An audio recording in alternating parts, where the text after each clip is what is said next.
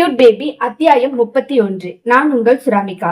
பிரியாவிற்கு அடுத்து என்ன சொல்ல வேண்டும் என்று தெரியவில்லை. பிரியா கூட மகாலட்சுமியை அனுப்ப மறுத்தார் மகாவின் அண்ணன். ஏமா, உனக்கு காது கேட்கலையா? நீ யாரு மகாவை கூட்டிட்டு போறதுக்கு? உன் கூட அப்படியெல்லாம் அனுப்பி வைக்க முடியாதுன்னு சொல்லியாச்சுல. வீட்டை விட்டு வெளியே போ என்று அவர் சொல்ல, அது எப்படி?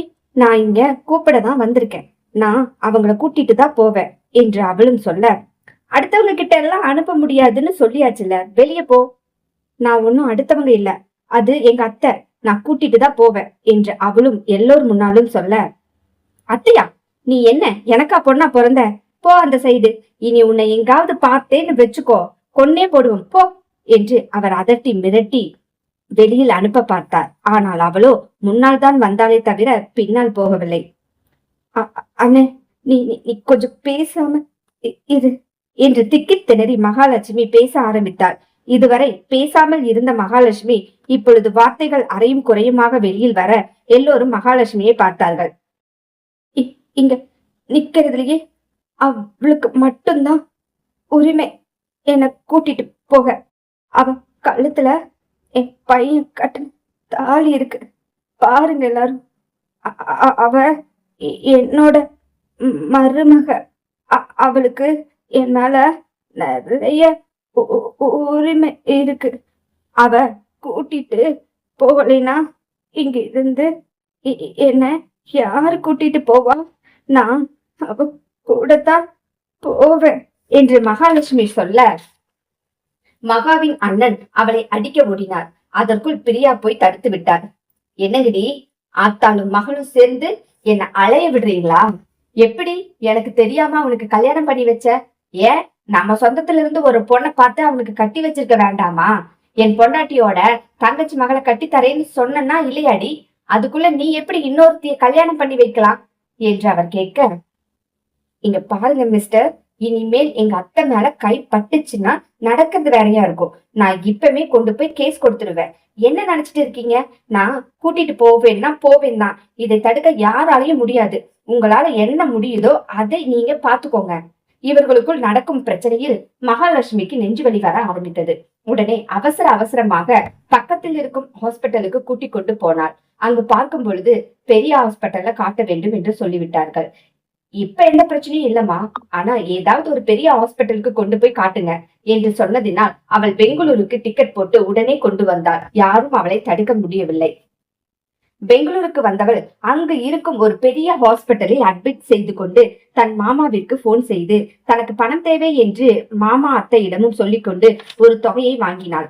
அவர்கள் எதற்கே என்று கேட்டபோது, டொனேஷன், ஏழை மக்களுக்கு டொனேஷன் கொடுப்பதற்கு என்று பொய் சொல்லி வாங்கி கொண்டு ஹாஸ்பிட்டல் செலவை நடத்தினார். அவர்களுக்குள் அதிர்ச்சியில் ஹார்ட் துடிப்பது மெதுவாக இருக்கிறது என்று ட்ரீட்மெண்ட் நடந்து கொண்டிருந்தது. இப்பொழுது கொஞ்சம் பரவாயில்லை, தேடிக்கொண்டு வந்தாள் மகாலட்சுமி. மகாலட்சுமி கண்விழித்து பார்த்ததும் பிரியாவை பார்த்தவர் சந்தோஷமாக சிரித்தாள். பிரியாவும் சிரிக்க, இப்ப எப்படி இருக்குமா என்று கேட்டாள் பிரியா. எனக்கு என்ன, நான் ரொம்ப நல்லா இருக்கேன் என்று அவளும் சொல்ல, நீங்க நினைக்கிற மாதிரி எனக்கு உங்க பையனுக்கும் கல்யாணம் ஆகல. நான் உங்க பையன் வீட்டுல வேலை செஞ்சுட்டு இருக்கேன், வேலைக்காரிதான் என்று பிரியா சொல்ல, மகாலட்சுமி சிரித்து கொண்டு, அப்படியா என்று கேட்டுக்கொண்டார். ஆனால் பிரியாவிற்கு தெரியாதல்லவா, ஒன்று விடாமல் தன் அம்மாவிடம் ஒப்படைப்பவன் தான் அன்பு என்று. அவர்களை மெல்ல எழுந்து உட்கார வைத்து தன் கையில் இருக்கும் சூப்பை ஊட்டிவிட ஆரம்பிக்க,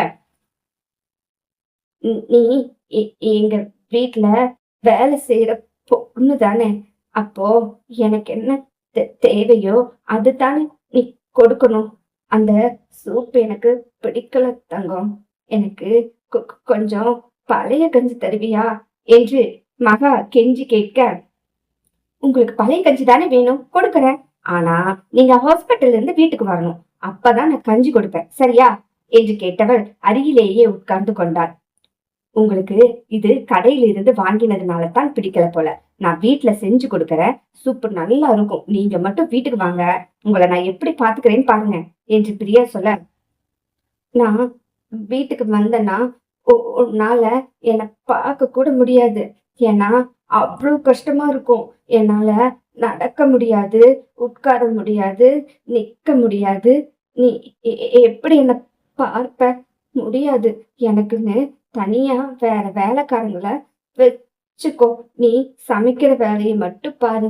சமைத்து என் பையன மட்டும் பார்த்துக்கோ என்று அவள் மகா சொல்ல, என்னம்மா பேசுறீங்க? அதுக்கு ஒரு வேலைக்காரங்க, இதுக்கு ஒரு வேலைக்காரங்கன்னு வைக்க முடியுமா? எல்லா வேலையும் நானே செய்வேன். உங்க பையன் எனக்கு 3 நேரம் சாப்பாடு போடுறாரு.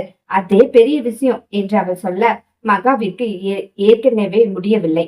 தன் மருமகள் இப்படி பேசுவது, அவள் எப்படி இருந்தாலும் தன் மருமகள். தன் மகன் தாலி கட்டிய தாலி அவள் கழுத்தில் தொங்கிக் கொண்டிருக்கிறது. அவள் என்னுடைய மருமகள். அவள் எப்படி சர்வெண்டாக இருக்க முடியும் என்று மனம் துடித்தது. அன்பு இங்கு வந்தவன் சுபியை கொண்டு போய் அவள் வீட்டில் விட்டுக்கொண்டு தன் வீட்டிற்கு ஓடி வந்தான். பிரியாவை பார்க்க வேண்டும் என்ற ஆசை. ஓடி ஓடி வந்தான். வந்து பார்க்கும் பொழுது கதவு பூட்டி இருந்தது.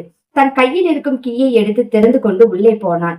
ரிசப்ஷன் முதல் பெட்ரூம் வரை பார்க்கும் போது சரியாக வைக்கப்படவில்லை. அவளை திட்டிக் கொண்டே சரியாக எடுத்து வைத்தவன் கதவை பூட்டிவிட்டு எங்கே போனான்னு தெரியலையே என்று யோசித்துக் கொண்டே கொஞ்ச நேரம் உட்கார்ந்துதான் இருந்தான். ஆனால் அவனால் முடியவில்லை. ஒருவேளை காய்கறி இல்லைன்னு மார்க்கெட் போய்ப்பாளோ என்று அவனை கற்பனை செய்து கொண்டு உட்கார்ந்திருந்தான். பிறகு பக்கத்தில் இருக்கும் பாட்டியிடம் கேட்க வேண்டும் என்று அந்த பாட்டி வீட்டிற்கு செல்ல, அந்த பாட்டி இவனை பார்த்து ஓடி வந்தார். என்னப்பா போன் அடிச்சாலும் எடுக்க மாட்டேங்கிற, உன் போன் ரீச் ஆகல, எத்தனை நாள் ட்ரை பண்ண தெரியுமா என்று சொல்ல, அவனுக்கோ பதட்டமானது. பிரியாவிற்கு ஏதோ ஆகிவிட்டது என்று நினைத்து, பிரியா எங்க, என்னோட பிரியா எங்க, பிரியாவுக்கு ஏதாவது ஆயிடுச்சா என்று பதட்டமாக கேட்க, இல்ல அன்பு, பிரியா நல்லாதான் இருக்கா. உங்க அம்மாவுக்கு தான் எதுவும் அதிகமா உடம்பு சரியில்லைன்னு போன் வந்துச்சு, அதனால பிரியா போயிருக்கா. உங்க ஊருக்கு பிரியா போயிருக்காளா என்று அவன் எங்க ஊருக்கு பிரியா போயிருக்காளா என்று அவன் அழுத்தி கேட்க, ஆமா, உங்க ஊருக்கு தான் பிரியா போயிருக்கா. அங்க என்ன நடந்ததுன்னு தெரியல. அவளுக்கு போன் இல்ல, போன் கான்டாக்ட் பண்ண முடியல. அதுக்கப்புறம் எனக்கு அவ போன் அடிக்கல. என்ன செய்யறதுன்னு தெரியலடா தம்பி என்று சொல்ல, இவன் படபடவென தன் அம்மாவை பார்த்து கொண்டிருக்கும் அக்காவிற்கு போன் எடுத்தான். அக்கா, அம்மாவுக்கு என்னாச்சு என்று கேட்க, தம்பி, உனக்கு எத்தனை தடவை போன் அடிச்சேன்னு தெரியுமா? உனக்கு போன் போகவே இல்லப்பா. இங்க என்னோட புருஷனுக்கு உடம்பு சரியில்லாம ஆயிடுச்சு. ஹாஸ்பிட்டல் அட்மிட் பண்ணிருக்க. உங்க அம்மாவை பார்க்க ஆள் இல்ல. அதனால உங்க மாமா கூட்டிட்டு போகணும்னு இருந்தாரு. அதுக்குள்ள உன் பொண்டாட்டி வந்து கூட்டிட்டு போயிட்டாங்க. நான் எங்க அத்தைய கூட்டிட்டு போறேன்னு சண்டை போட்டுட்டு கூட்டிட்டு போயிட்டாங்க. மாமா கிட்ட சண்டை போட்டாளா என்று அவன் ஆச்சரியமாக கேட்க, ஆமா தம்பி, அந்த ஆளு உங்க அம்மாவை அடிக்க வந்தாரு. அதனால சண்டை போட்டு போலீஸ் ஸ்டேஷன் எல்லாம் போய்தான் உன் பொண்டாட்டி கூட்டிட்டு போனாங்க. என்ன, அவங்களுக்கு ஹார்ட்ல பிரச்சனை வந்துருச்சு. இங்க நடக்கிற பிரச்சனையை பார்த்து அவங்களோட துடிப்பு கொஞ்சம் கொஞ்சமா வந்துருச்சு. பெரிய ஹாஸ்பிட்டல் கூட்டிட்டு போக சொன்னாங்க. அதனால உன்னோட பொண்டாட்டி கூட்டிட்டு போயிருக்கு தம்பி. அக்கா, எந்த ஹாஸ்பிட்டல்னு ஏதாவது சொன்னாளா என்று அவன் கேட்க, இல்ல தம்பி, அந்த பொண்ணு கையில போன் இல்ல. அப்படி இருக்கும்போது நான் எப்படி அந்த பொண்ணு கிட்ட கேட்கிறது என்று எனக்கும் தெரியல தம்பி.